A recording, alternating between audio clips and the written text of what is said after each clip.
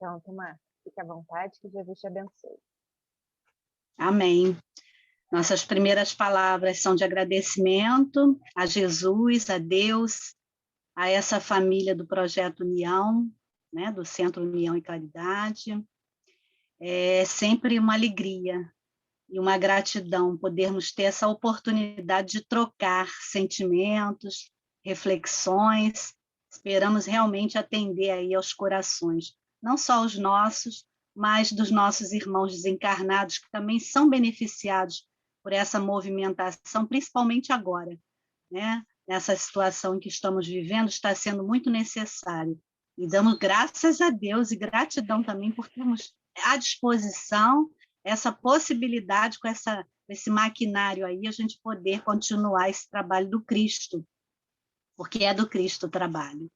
Vamos lá, apoios ineficazes. Antes da gente mergulhar na organização que fizemos aqui do trabalho, vou trazer algumas considerações, porque Joana está nos trazendo a figura de um paciente que, por N circunstâncias, adota aí alguns mecanismos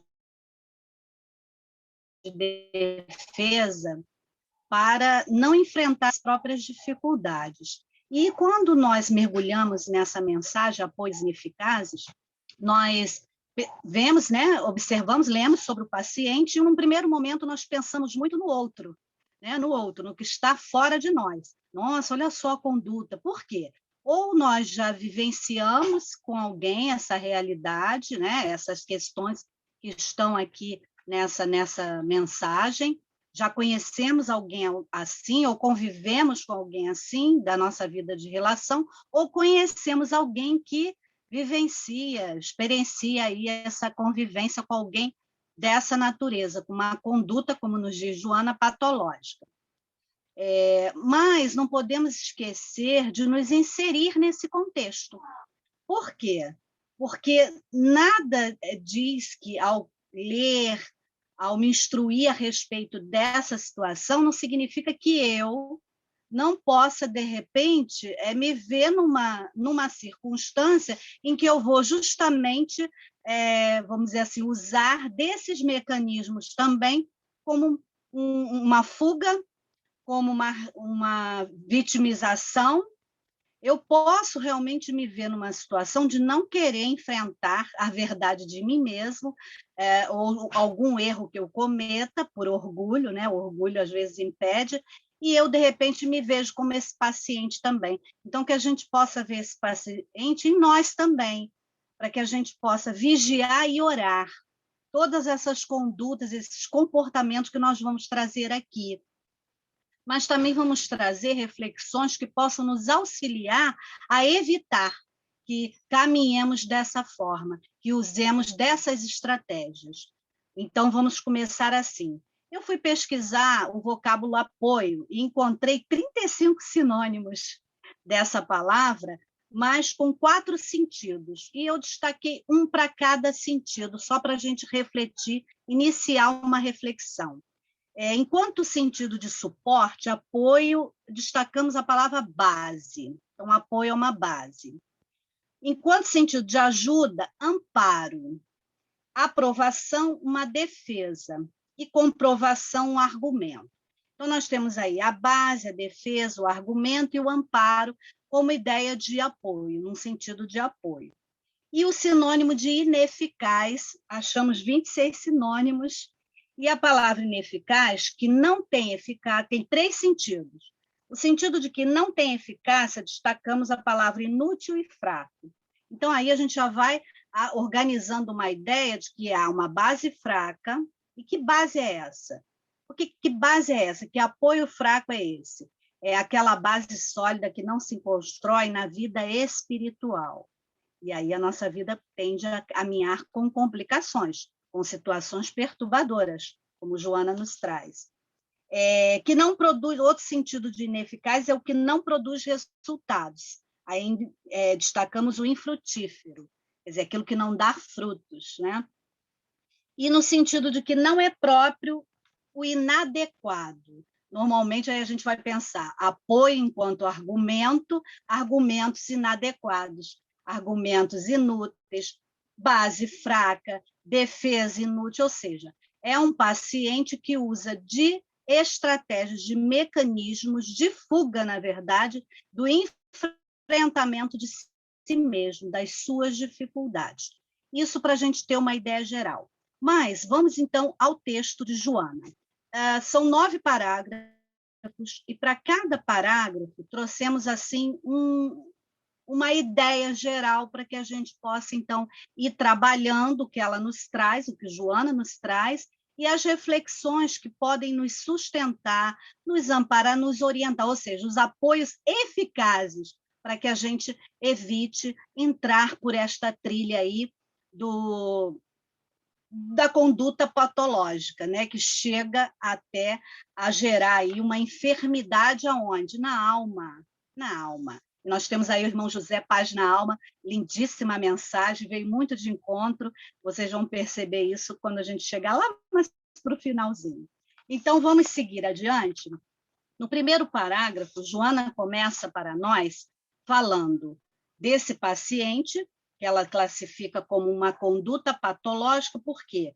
Procurando fugir da realidade, vive experiências perturbadoras, apresenta-se numa conduta patológica, porque não enfrenta a sua própria realidade. Para esse primeiro parágrafo, nós intitulamos mesmo Fuga da Realidade.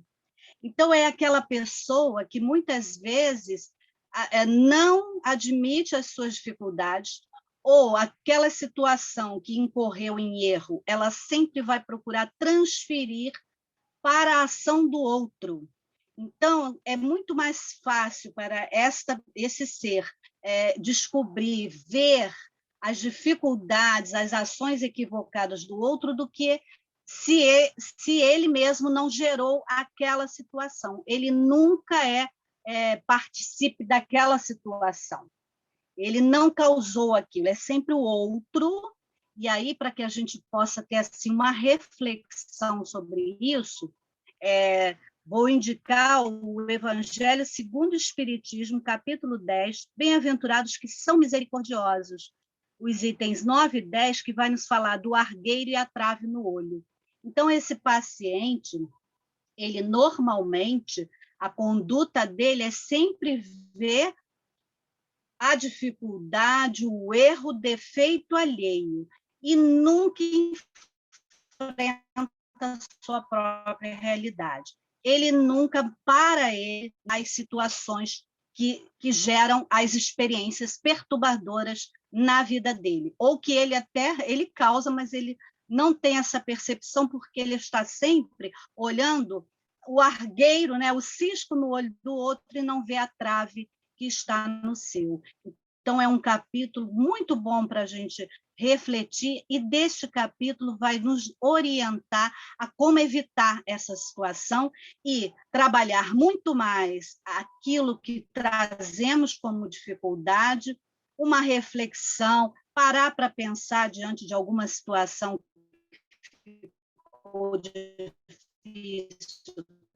se nós não demos causa àquilo, e como solucionar são desagradáveis. E, se não, o que fazer para, assim, nos reconciliar com aquele que causou o mal-estar, ou que, ao menos, a gente possa ali estar em estado de prece para que aquela, como é que a gente diz, a poeira, né, seja assentada ali. Para a gente refletir mais um pouco, trouxe para nós, de Rodolfo Caligares, As Leis Morais. É um livro que lá no seu capítulo, o capítulo 45, vem com a lição Conhece-te a ti mesmo. E destacamos assim, a máxima Conhece-te a ti mesmo, inscrita no frontão do templo de Delfos e atribuída a um dos mais sábios filósofos da antiguidade, constitui-se, até hoje, a chave de nossa evolução, isto é, continua sendo o melhor meio de melhorarmos e alcançarmos a bem-aventurança. Que bem-aventurança é essa? É a conquista da nossa luz, é a conquista da felicidade, que ele, aliás, traz logo no primeiro parágrafo dessa lição assim: a felicidade foi, e será sempre a maior e mais profunda aspiração do homem. Todos nós queremos ser felizes, inclusive esse paciente da conduta patológica. Ele é filho de Deus, ele também quer ser feliz, só que ele está usando de estratégias, ou seja, está buscando os apoios ineficazes, daí a lição ser apoio ineficaz, porque ele está buscando de caminhos que não vão levar a ele a essa felicidade. Essa é a questão. E Rodolfo continua assim para a gente. Urge, porém, que aprendamos a ser sinceros com nós mesmos e procuremos aquilatar o real valor de nossas ações, indagando-nos como as qualificaríamos se praticadas por outro. Então, é aquela velha, né, conhecida regra áurea, fazer ao outro o que quer que o outro faça a nós, e observar aquilo que eu estou fazendo, se o outro estivesse fazendo, se não fosse eu agindo daquela forma, se fosse outro, eu gostaria, ele diz assim, se forem censuráveis em outra pessoa, aquilo que você está fazendo, também o serão em nós. Eis que Deus não usa de duas medidas na aplicação de sua justiça. Então, se o que eu estou fazendo, eu pensar, e se fosse o outro fazendo comigo, se eu não gostar, se eu censurar, é porque o que eu estou fazendo não está de acordo com a justiça de Deus, com o amor de Deus, com a lei, enfim. E aí ele vai nos convidar a mergulhar em Santo Agostinho, lá no Livro dos Espíritos, na questão 919A, que vai, né, trazer assim mais minuciosamente o passo a passo de como realizar esse mergulho no conhece-te a ti mesmo. Então, é uma orientação para que evitemos nos tornar este paciente que vai em busca de apoios, né, que não vão, ou seja, base fraca, defesa inútil, argumentos inadequados, amparos infrutíferos, vai de encontro a estratagemas que não levam ele absolutamente a nada, daí ele ser um paciente da fuga da realidade, ele foge de si mesmo, e prefere ver a trave no olho do outro mesmo. E vamos aqui no segundo parágrafo. Para o segundo parágrafo, Joana nos traz assim, a postura de vítima constante. Ele normalmente, aí nós intitulamos vitimização. Normalmente é um ser que vive se colocando como vítima, como o incompreendido, e aí se torna aquela pessoa enfadonha, que ao invés de angariar para si pessoas até tentam auxiliá-lo, mas com o tempo, essa constância nesse comportamento desagradável, sempre a vítima, sempre o coitado, tudo acontece comigo, tudo é contra mim, todos estão contra mim. Esse tipo de comportamento acaba por afastar as pessoas que até querem ajudar, mas assim não há vibração que consiga estar junto. Se você está numa vibração buscando, está em conexão com a espiritualidade maior, está buscando o esforço, o trabalho, como o irmão José nos trouxe aí, está buscando a paz na alma, dificilmente você vai conseguir ficar muito tempo ao lado desse irmão. Por mais que você queira ajudá-lo, ele acaba, na verdade, afastando as pessoas devido a esse comportamento de se vitimar de tudo. E aí trouxemos a própria Joana de Ângeles para nos dar um alerta sobre isso. Lá no livro Messe de Amor, ela traz lá em seu capítulo 20 a lição Reclamação e Esforço. Vamos lembrar aqui que esse prefixo re da palavra reclamar, ele é um prefixo que quer dizer repetir, né? Reforçar. Então, você faz um clamor, que é rogar, é um pedido insistente, repetidas vezes. Então, pelo que estamos clamando mais vezes, né? De uma forma insistente, de uma forma reforçada. A gente precisa estar atento a isso. A reclamação vai ser sempre um processo de nos ferir. Na verdade, é isso que vai dar, porque muitas vezes a gente reforça aquilo que na verdade, está sendo a grande causa das nossas perturbações. Ou seja, ele reforça, ele reclama, ele vive sendo a vítima em cima daquilo que, na verdade, são as vivências, as experiências perturbadoras dele. E ela fala reclamação e esforço. Então, inicia assim: antes da reclamação, examina se não és o responsável pelo insucesso do empreendimento. Falamos ainda há pouco, né? Será que eu não dei causa àquilo? Eu não posso ver esse paciente como o outro apenas, mas eu preciso me inserir nesse processo para vigiar, tomar cuidado para que eu também não venha a ser um paciente dessa natureza. Há corações que se converteram em taça vinagrosa, dominados pelo hábito inveterado da reclamação injustificável. Quer dizer, é o incompreendido, é a vítima, tudo. E não é assim, né? A queixa constante afasta a generosidade dos amigos, o que acabamos de falar. Se torna enfadonho e acaba afastando. E aí o que vai chegar perto, né? É uma coisa para se pensar. E aí ela nos convida ao esforço, porque a acomodação é a adversária da ação. Ficar nessa situação cômoda, ou de vítima, mais adiante nós vamos ver, ou de acusador, daqui a pouco nós vamos ver isso, realmente é uma fuga da realidade. Aí a gente volta lá ao primeiro parágrafo. E ela continua aqui: esforça-te e renova-te incessantemente. Alimenta a ansiedade com a oração.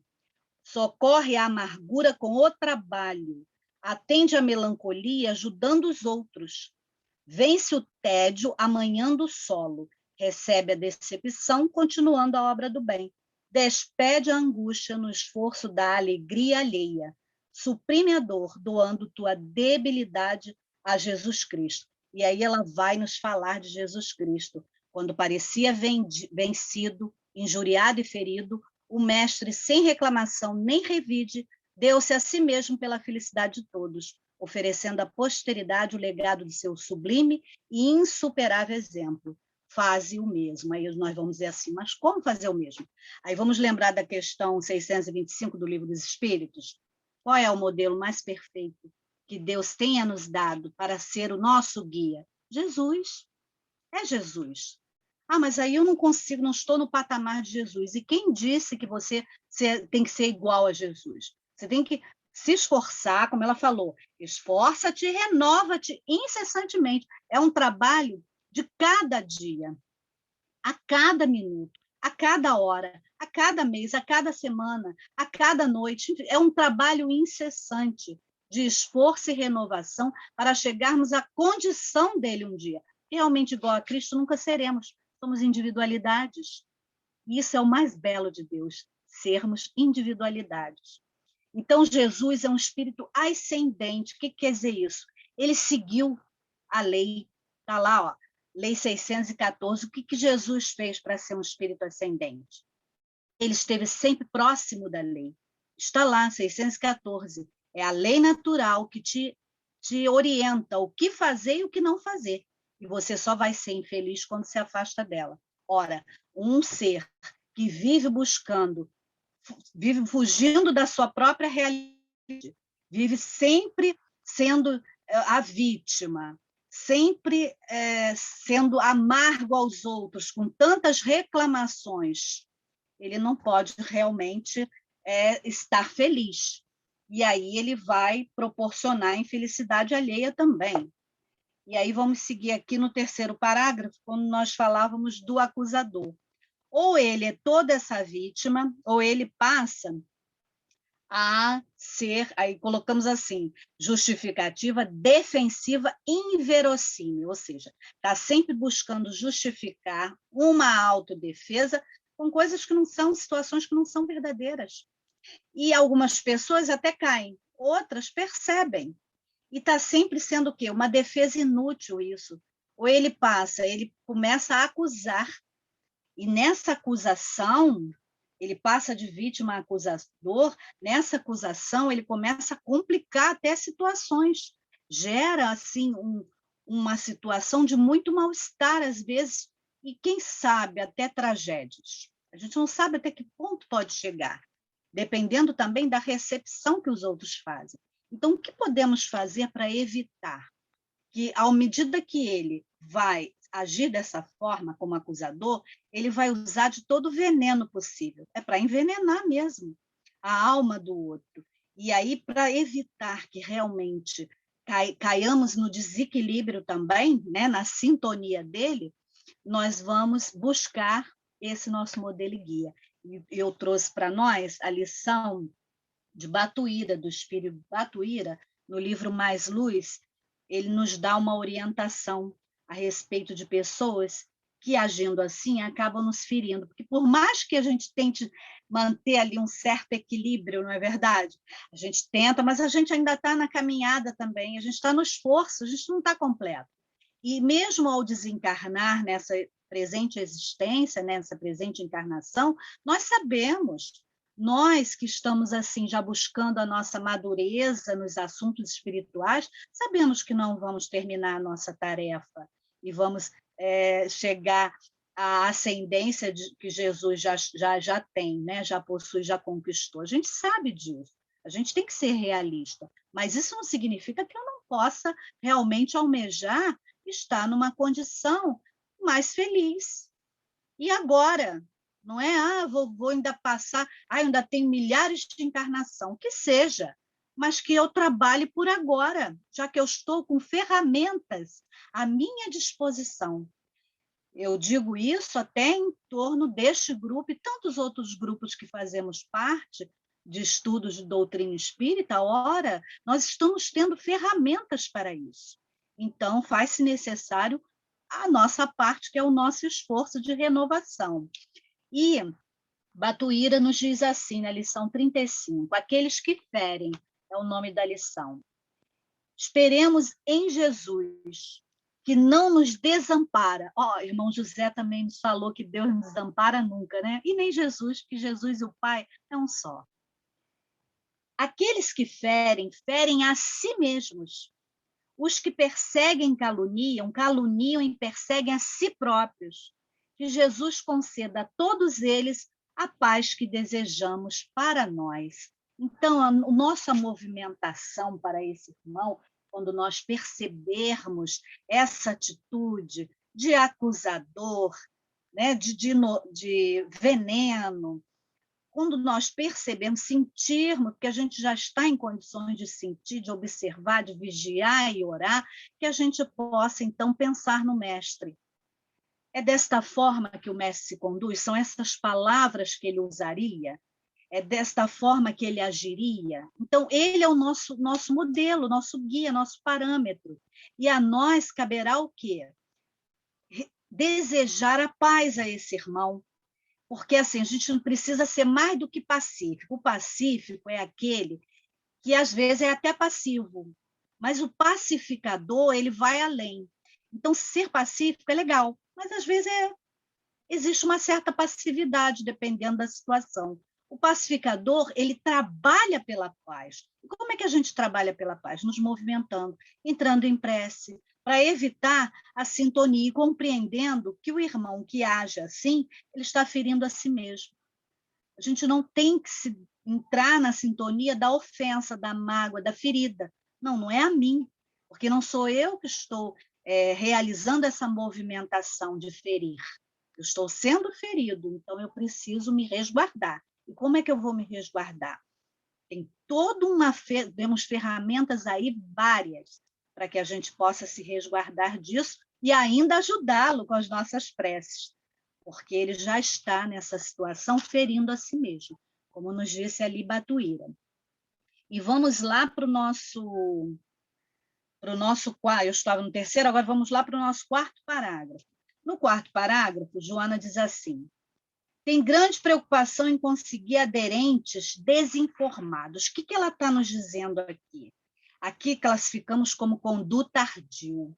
O que é uma conduta ardil? Né? Aquela conduta da ardilosa, né? De armadilha, ou seja, são estratagemas, estratégias que usa para enganar, para iludir. Com que intuito? Para receber favorecimentos, para que o outro seja ao seu favor na questão. Há uma questão, de uma perturbação, tribulação, ele causa aquela perturbação e ele vai em busca de aliados para ele. E aí isso é perigosíssimo e a gente tem que estar muito atento, porque a gente tende, às vezes, por simpatia a um e não muita simpatia ao outro, dar ouvidos sem observar a situação. Por isso que eu disse, lá no início, nós dissemos, vamos nos inserir também nesse paciente, porque a gente pode cair aí nessa armadilha, nessa conduta. A questão 484 do Livro dos Espíritos, em que Kardec pergunta, os espíritos se afeiçoam de preferência a certas pessoas? E eles respondem, os bons espíritos simpatizam com os homens de bem, ou suscetíveis de se melhorarem. Olha que coisa boa, o bom dos espíritos, que eles dizem assim, os bons espíritos simpatizam com os homens de bem. A gente para e vai lembrar lá do Ser de Perfeitos, o homem de bem, e fala assim, estou perdido, eu não sou ainda um homem de bem, porque eu não tenho... Lá diz um monte de características, né? Tem um monte de caracteres, ainda diz que não tem tudo ali, e eu não sou homem de bem, mas eles simpatizam com os homens de bem ou com os suscetíveis de se melhorarem. Quem são esses suscetíveis de se melhorarem? Todo aquele que está no esforço a seguir o Cristo, a estar junto da lei de Deus, da lei divina natural. Então, esses já estão nesse suscetível de se melhorar, está no esforço de se renovar. Os espíritos inferiores com os homens viciosos, se simpatizam, ou que podem tornar-se tais. Também tem isso. Não só os viciosos, não, os que podem se tornar. Por isso, falamos lá no início, vamos nos inserir nessa questão e vamos vigiar e orar nós. Vigiar nós mesmos, orar por nós, para que a gente não seja também, para que a gente não se torne tais homens viciosos. Daí suas afeições como consequência da conformidade com os sentimentos. Então, é o que os espíritos falam. Então, esse que tem grande preocupação em conseguir aderentes desinformados, quer dizer, você não sabe a situação, ele te envolve ali, porque ele tem todo um estratagema mesmo de iludir, de enganar, ele tem uma boa lábia, e você, desavisado e invigilante, acaba, às vezes, entrando numa situação que nem era para que você estivesse nela. E Joana de Anjos, lá no livro Lições para a Felicidade, no capítulo Acasos Felizes, traz assim, ela explica assim, como não existem violências contra as leis universais, nem privilégios para uns indivíduos em detrimento de outros, quem ora e procura situar-se em equilíbrio, direciona ondas mentais que alcançam as regiões felizes da espiritualidade. Então, é sintonia. Nós temos que realmente buscar estar numa sintonia do bem, vamos dizer assim, de uma forma bem clara e bem objetiva. Sintonizar, estar na mesma frequência mental, emocional de outrem, podendo captar e emitir pensamentos simultaneamente. Dessa forma, sintonizar com os espíritos é colocar-se predisponente ao contato psíquico com eles de forma consciente ou inconsciente. Mas não só espíritos desencarnados, também os encarnados, vamos entender isso, porque aqui estamos falando até desse paciente, mas vamos lembrar que esse paciente, se ele não se esforça em modificar essas más tendências, ele desencarna sim. E ele vai estar no plano espiritual, desencarnado, exatamente nessas condições, tentando influenciar os encarnados nessas condições em que ele está. Então, o cuidado, o paciente não é... Não estamos falando só do encarnado. Estamos falando de encarnados superiores ou inferiores com as quais se identifica. Por isso mesmo, Jesus recomendou a vigilância e a oração como antídotos contra as sugestões desequilibrantes oriundas tanto dos encarnados como dos desencarnados. Está aí Jesus sacramentando para a gente toda a orientação que Joana está nos trazendo. E vamos avançar para o 5º parágrafo, em que Joana traz assim, a dissimulação é a atitude habitual. Intitulamos como uso de máscara. E a gente não vamos confundir isso com verniz social. Às vezes as pessoas confundem. Verniz social é uma situação em que nós, não estando na nossa convivência de intimidade, nos portamos com mais decoro, por não termos a intimidade, por estar em determinados locais, ninguém vai à igreja, vamos dizer assim, igreja de biquíni, ninguém vai à praia de terno e gravata. Então, isso é um verniz social, cabe aí no comportamento mesmo educativo. O que está se falando aqui é aquele uso de máscara, aquela dissimulação, né? E aqui, vamos lembrar, é o lobo em pele de cordeiro, que o nosso capítulo 21 do Evangelho segundo o Espiritismo, lá no item 2, conhece a árvore pelo fruto, vai nos falar que haverá falsos cristos e falsos profetas. Esse capítulo vai nos ensinar que fruto é esse. Esse fruto é justamente a queda da máscara. São as palavras que usa, é a conduta que apresenta, são as atitudes. Embora, muitas vezes, as palavras são sedutoras, enganadoras, mas se tivermos um pouquinho mais de paciência, em observar com mais calma e atenção, até mesmo as palavras, a gente vai chegar à conclusão que está completamente desalinhadas com a proposta do Cristo. Então, por que o Cristo, por que a questão 625 do Livro dos Espíritos diz que ele é o modelo e guia? Porque ele vai ser sempre o parâmetro que nós vamos correr para assim, acionar para estar vigilantes nas situações como essas que estamos refletindo hoje aqui. E trouxe também para nós um texto, claro que eu não vou ler o texto aqui, mas vou trazer, que é muito interessante, começa com uma pergunta. Eu sou um lobo em pele de cordeiro? Porque a gente pensa assim, não, que isso, eu não sou um falso Cristo, falso profeta, eu não sou um lobo, mas a questão é, eu sou um lobo em pele de cordeiro? E olha o que nos diz. Diz que a boa aparência e necessidade de passar uma impressão positiva tornou-se um objetivo social comum, né? Se apresentar bem. O famoso cordeirinho se insere no contexto, no qual apresenta como fiel amigo, pessoa respeitosa, tradicional, de pose e discursos alinhados. Até aí tudo bem, a gente precisa realmente cuidar do corpo, ter uma boa aparência e tal. O indivíduo moralmente instruído e de acordo com o bem tem a ciência de que a aparência e principalmente a necessidade vaidosa de mostrar-se moral ou um cordeiro não representa o verdadeiro bem. Então, aquele que faz muita questão de apresentar, né? Olha o uso da máscara, apresentar uma imagem que realmente ele não tem, e o ideal seria que nós fôssemos é a Márcia no lar, é a Márcia na casa espírita, é a Márcia na sociedade, é a Márcia no trabalho, uma Márcia. O ideal é esse. Independente do verniz social que, por educação, usamos, o ideal é que nós sejamos um realmente. Que a gente encare a nossa verdade, aquilo que somos. Evidentemente, num processo de educação, de gentileza, a gente não precisa estar, né, amargando o coração do outro com as nossas questões, as nossas dificuldades. A gente pode buscar apoio eficaz do outro, né? Um apoio aí com o nosso parâmetro, nosso Mestre Jesus. E ele vai dizer que a reflexão sobre os nossos atos diários é instrução moral, atos diários e instrução moral são fundamentais para identificarmos os nossos defeitos. Então, talvez estejamos sendo lobos com as pessoas mais próximas do nosso meio. Por isso ele pergunta, eu sou um lobo em pele de cordeiro? Isso é uma pergunta que a gente tem que fazer a nós. E aí a gente faz o movimento lá do Santo Agostinho, 919A, se nós estamos sendo aí lobos em pele de cordeiro em algumas situações. Não estou dizendo que a gente seja, mas será que em algumas situações eu me comportei assim? E vamos seguir adiante aqui com... Espera aí, gente. A gente faz um roteiro. Eu parei aqui na dissimulação, né? No 5º parágrafo, vamos para o 6º parágrafo agora.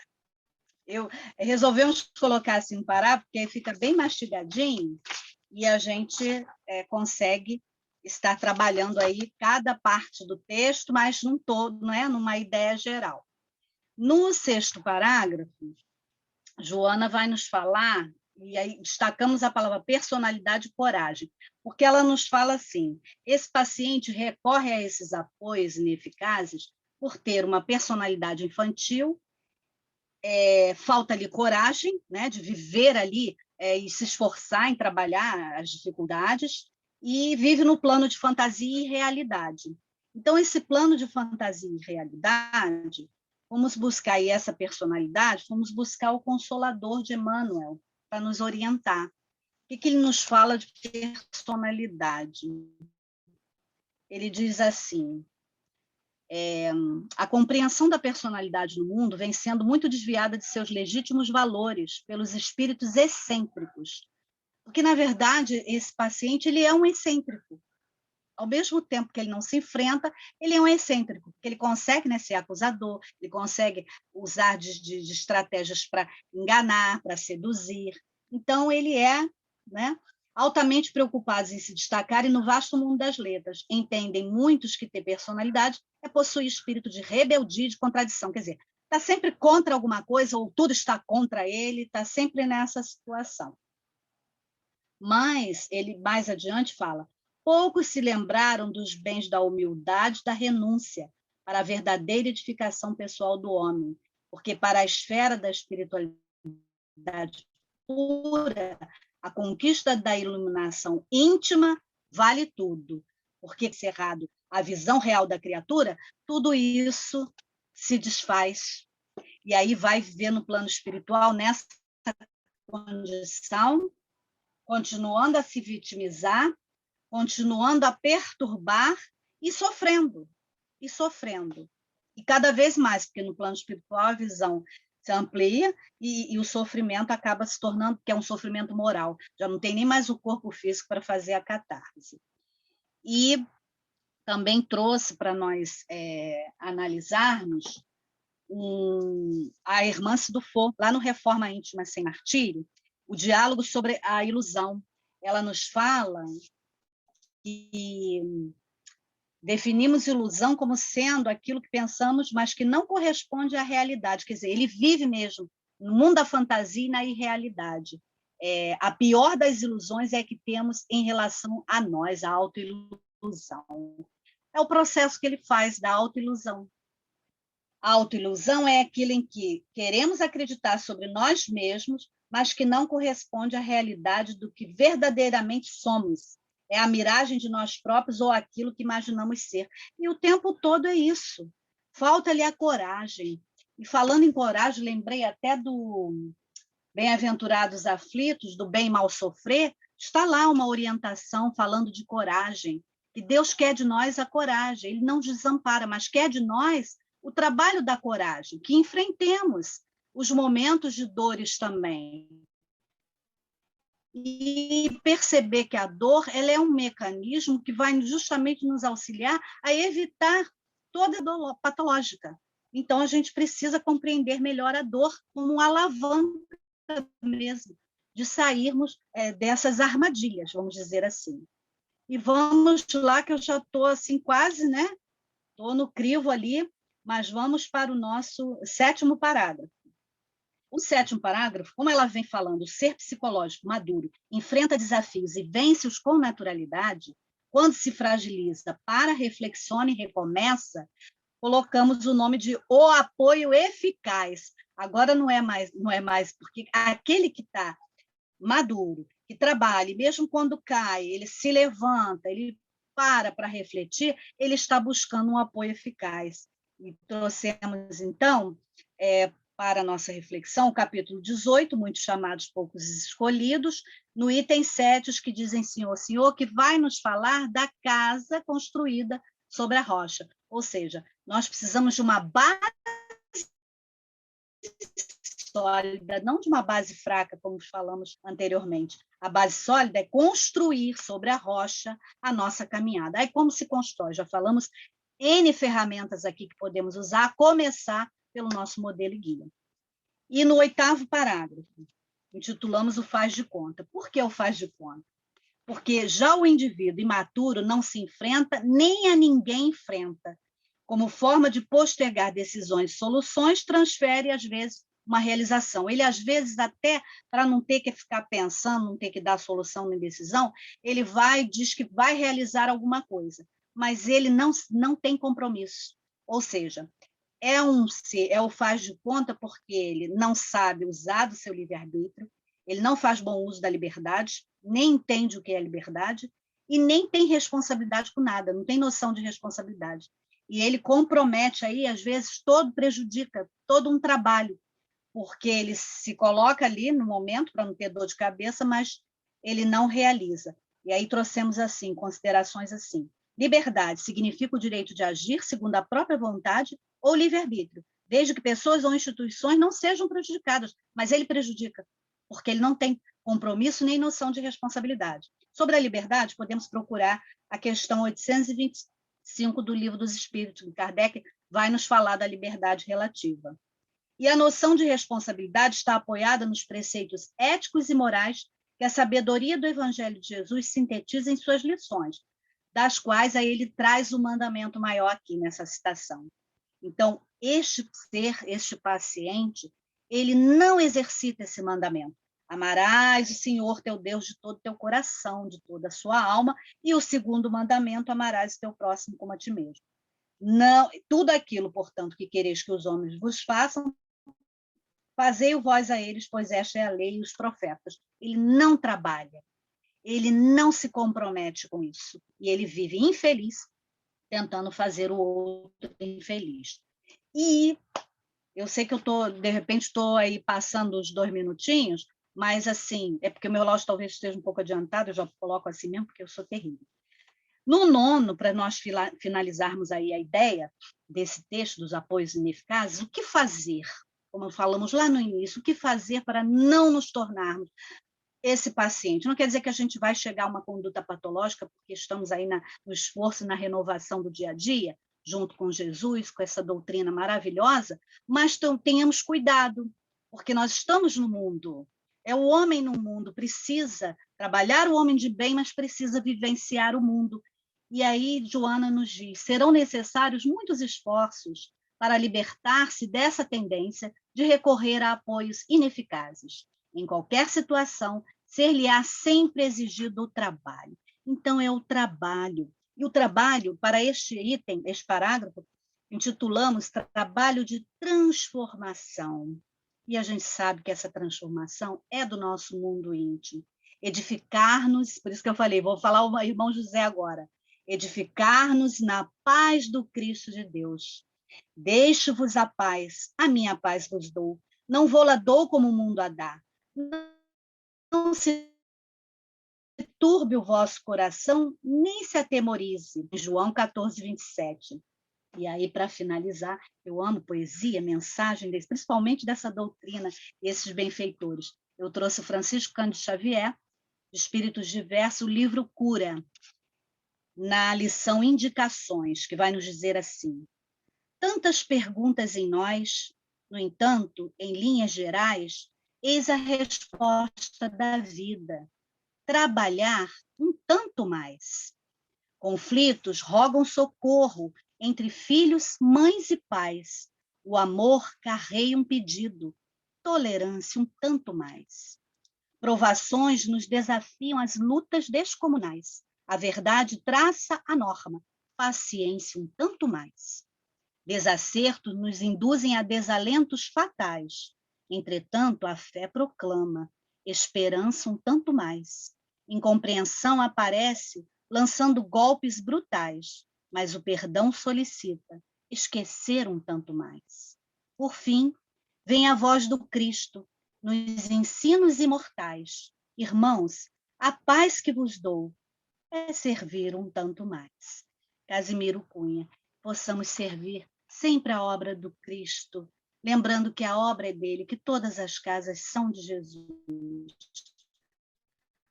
Onde estiver o trabalho do bem, que nós possamos estar dispostos. A todos vocês, desculpe aí uns minutinhos a mais.